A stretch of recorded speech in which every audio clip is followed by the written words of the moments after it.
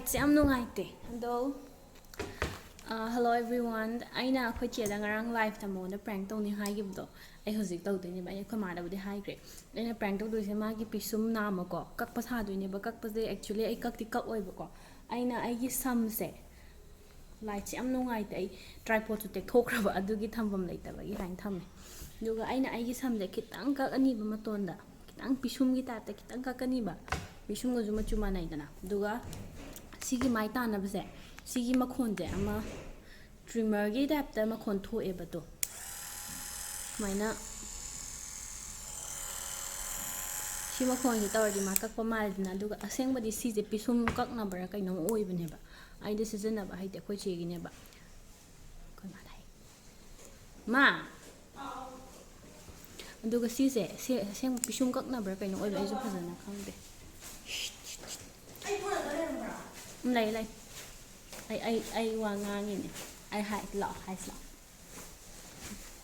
khoi che je aina tawdoi se ai pis ai samje kitang kak tuine ba ko ma kino gi pisum gi da kitang kak tuine ba aduga si sina kakpa gi makhon sa doine ba si je aseng ba pisum kak na bane ba si je yadra battery yawdra am tawe ba si gi je ho sina kakpa sa dura si makhon na kakpa sa dura ma di tension di lai gram ne pisum kak ni hai bagi adu tawdoine ba simaina paira kanda kitang kelakpa ma di male dana ada my reaction yeng doine ba hombra ai pisum kitang kake pisum kitang kake sam kitang kake khut yaro ma kitang kak ni ta ya mala ba kak sira kamai payo ga sida hapsan ga sigi trimmer sida ne to ai samje uda samam ta udare ga yaudi kitang kakpiro ma kitang kakpiro si trimmer sida hapsan doine ba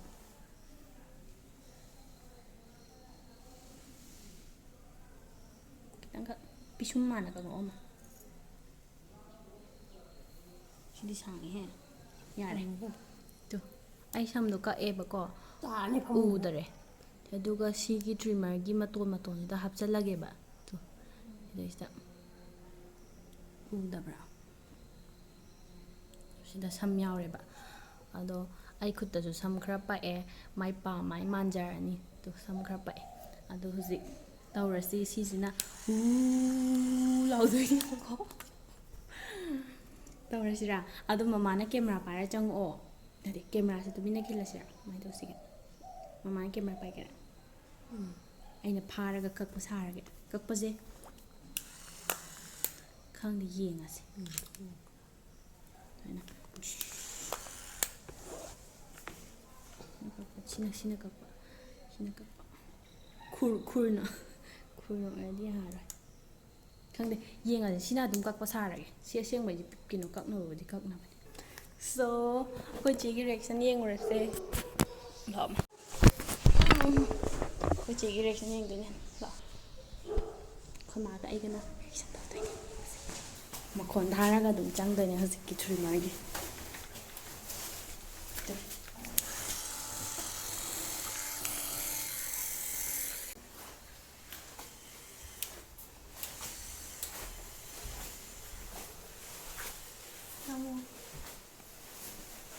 Pisum. Nanti. Mama please. Mama sih. Mama, ai tahu lagi. Nang pesanan namo. Ai tum tahu kan? Ai ngomong kepiate. Pinu mai kau dong dulu. Samuin kau ura. Lelai mama mai kau dong dulu ini. Samuin kau ke? Kino nga tuwe makhon. Kino! Isang gokta ba? Isang kain. Pante.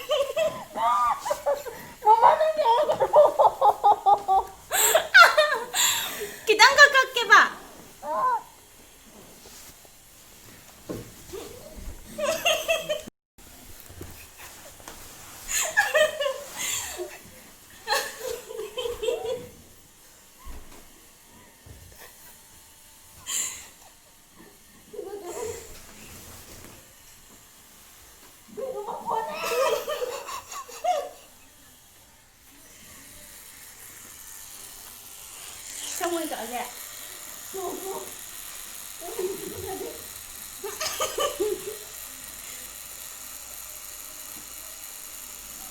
Không có bún ngoài thì chúng mình được tí hả bà?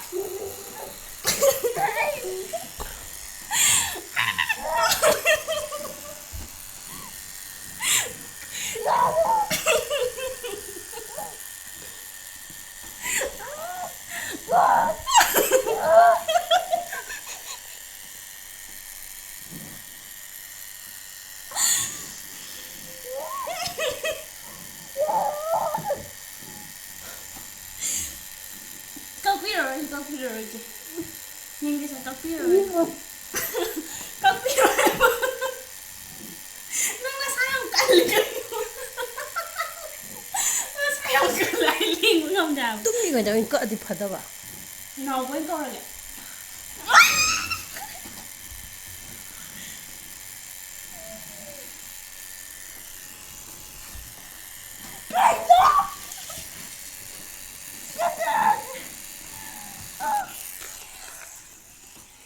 Phone này lên phone này. Không thật đi.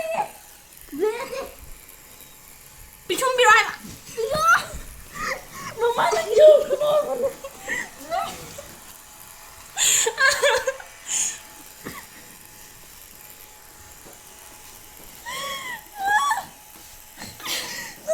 Mà con chích vào. Ai dùng nhiều loại rồi.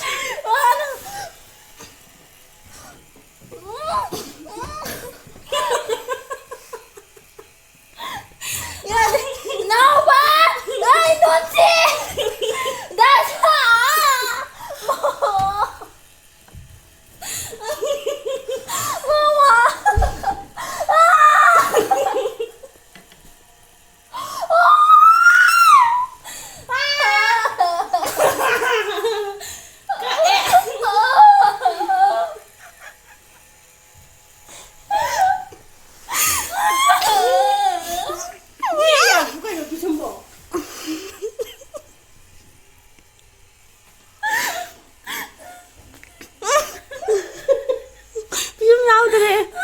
Makeup tao bây giờ rồi.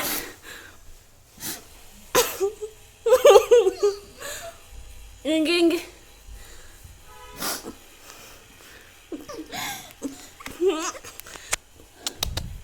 Tôi tắt khởi rồi nè.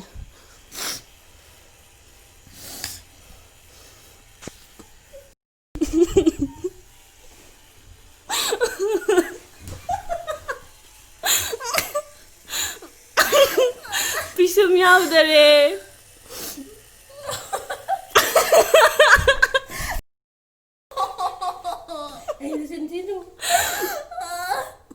Che, pagi tau ne pranks na tau bibane tu. Kamay nang bisumay kag tu no. Nang kamay video namni. Pagi tau ne ba. Mapi oro ta ka biside. Pagi tau ne che.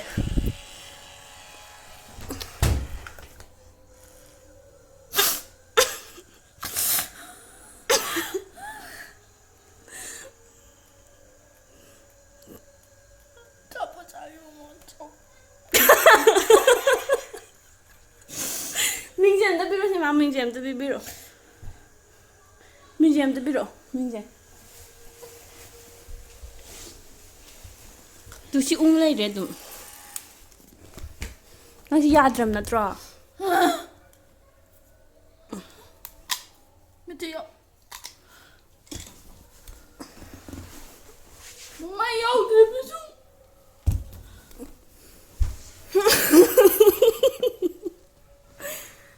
Nang kiên kìa.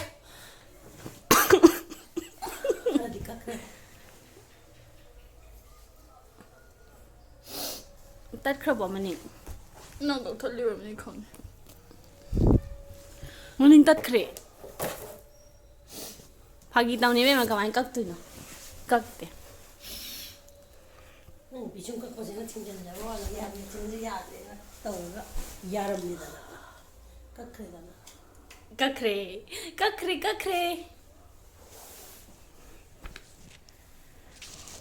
ꯑꯃꯨꯛꯀ ꯀꯛ ꯁꯤ ꯅꯥꯜꯍꯜꯂꯣ ꯑꯗꯨꯒ ꯑꯃꯨꯛ ꯌꯦꯛꯑꯣ ꯑꯗꯨꯝ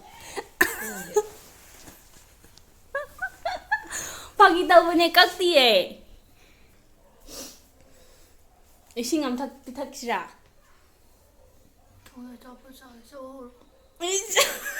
चलो जाओ ꯆꯣꯔꯣ ꯒꯥꯏ